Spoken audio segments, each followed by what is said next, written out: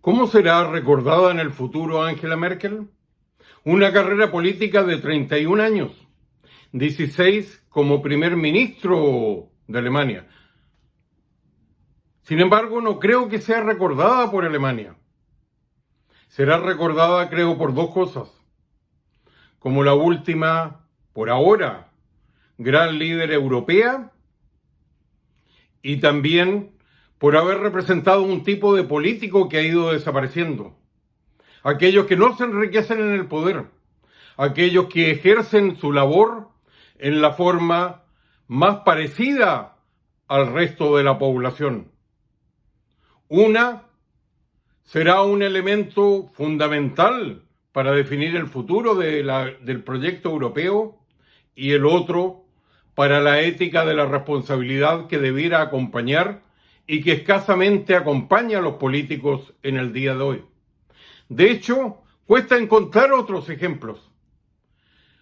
Ejemplos parecidos al rol que desempeña Pepe Mujica para la gente de izquierda y aquí Angela Merkel para los conservadores y también para el pensamiento social cristiano. Llegó desde Europa del Este, pero no tenía un proyecto para Alemania como sí lo tuvieron otros grandes primer ministros en la historia contemporánea de Alemania. Adenauer, por supuesto, el hombre que pavimentó el regreso a Alemania al Concierto de Naciones después de la Segunda Guerra Mundial y que contribuyó a lo que se habló y sigue siendo, al igual que en Japón, el milagro alemán de recuperarse de las cenizas y de la destrucción de la Guerra Mundial. No tuvo el proyecto de Willy Brandt, el primer socialdemócrata, el hombre que se abrió al este y que pidió perdón en Polonia. No tuvo el proyecto que le tocó desempeñar a Helmut Kohl con la reunificación alemana. Lo que tuvo fue un gran pragmatismo y al mismo tiempo principios muy sólidos. Aquellos que le llevó la contra a mucha gente en su propio país cuando decidió abrirse y recibir la emigración que venía de otras partes, sobre todo, así como Maduro y Venezuela ha expulsado a 5 millones de venezolanos para América Latina y para el resto del mundo, Siria los expulsó a una cantidad similar, si no aún mayor, hacia Europa. Ahí comenzó su declinación política, pero por sobre todo fue el último testimonio en algo que hoy día no existe otro equivalente, de un proyecto europeo.